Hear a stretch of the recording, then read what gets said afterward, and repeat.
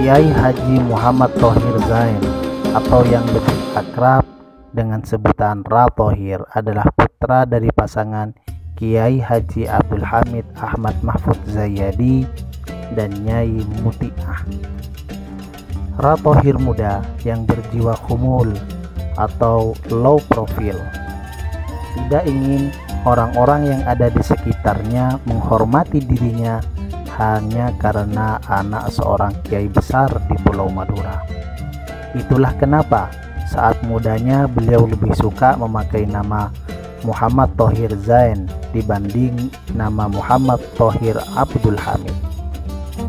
Pendidikan formal Kiai Haji Thohir Zain diawali dari Madrasah Ibtidaiyah di lingkungan Pondok Pesantren Mambaul Ulum Bata-Bata, lalu melanjutkan ke Madrasah Sanawiyah dan Madrasah Aliyah di pondok yang sama. Setelah itu melanjutkan ke Pesantren Langitan Tuban yang saat itu sedang diasuh oleh Al-Maghfirullah Kiai Haji Abdullah Faqih, dan dilanjutkan ke Pondok Pesantren Darun Najah Malang. Selepas dari kedua pesantren tersebut, beliau kembali ke Bata-Bata. Setelah itu melanjutkan kuliah di Sekolah Tinggi Agama Islam Al-Khairat Pamekasan, Madura. Sementara untuk strata 2-nya beliau selesaikan di UIN Maulana Malik Ibrahim Malang. Semasa hidupnya beliau Ra Thohir juga pernah menjadi rektor STAI Al-Khairat. Kiai Haji Muhammad Thohir Zain sangat konsen di bidang pendidikan dan terus berinovasi untuk mewujudkan pendidikan yang berkualitas. Tak heran jika pada suatu kesempatan di saat sedang mempersiapkan 20 orang ustadz untuk melanjutkan studi pendidikan S2 gratis yang dibiayai oleh pesantren, beliau mengungkapkan dengan tegas, "Di saat yang lain sibuk memikirkan fasilitas, saya sibuk memikirkan bagaimana caranya pondok pesantren Bata-Bata memiliki kualitas asatid yang baik. Saya lebih baik tidak punya fasilitas pondok yang mentereng, dan yang penting punya kualitas ustadz yang hebat." Pondok pesantren Bata-Bata yang sering kali terlibat dalam politik praktis terhitung sejak masa Kiai Abdul Hamid. Hal ini membuat beliau kemudian terlibat lagi dalam dukungan politik praktis. Atas keputusan ini, pernah suatu ketika ada alumni yang bertanya kepada beliau, "Kenapa kembali lagi dalam ranah politik praktis, Ra?" Saat itu jawaban beliau adalah, "Kalau saya tidak memihak siapa-siapa, suara santri Bata-Bata ini akan diklaim banyak pihak, akan diklaim oleh banyak golongan. Maka dalam kapasitas saya pada akhirnya juga harus bersikap." Begitu jawaban beliau. Kiai Haji Muhammad Thohir Zain adalah orang yang sangat sederhana. Beliau termasuk orang yang sangat tawadhu. Bahkan beliau seringkali, dan ini adalah kesukaan beliau, yaitu makan nasi bungkus di depan para santrinya. Lebih-lebih jika nasi bungkus itu adalah kiriman dari wali santri yang sedang mengirim putranya ke pesantren. Walau beliau adalah kiai besar, putra dari kiai besar, namun tidak membuat beliau canggung dalam kesederhanaannya. Bahkan beliau juga tidak suka jika ada santri yang terlalu dalam menghormatinya.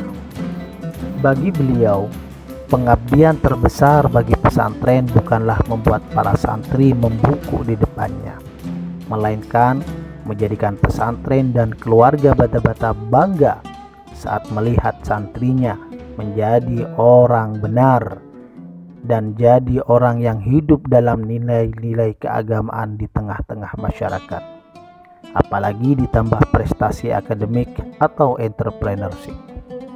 Kiai Haji Muhammad Thohir Zain di samping sebagai penulis produktif yang berjudul Lora, status dan kompetensi keilmuan sebagai penerus pimpinan pesantren, adalah bukti akan produktivitas beliau dalam tulis-menulis yang diterbitkan di akhir tahun 2017 dan dibedah pada acara Pekan Ngaji 3. Beliau adalah sosok yang pionir dalam kemajuan pesantren Bata-Bata.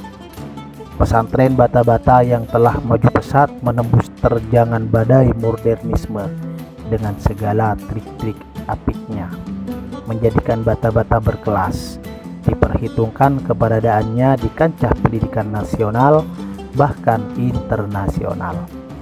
9 bahasa asing yang dikembangkan di pondok pesantren Bata-Bata adalah bukti akan kepioneran beliau.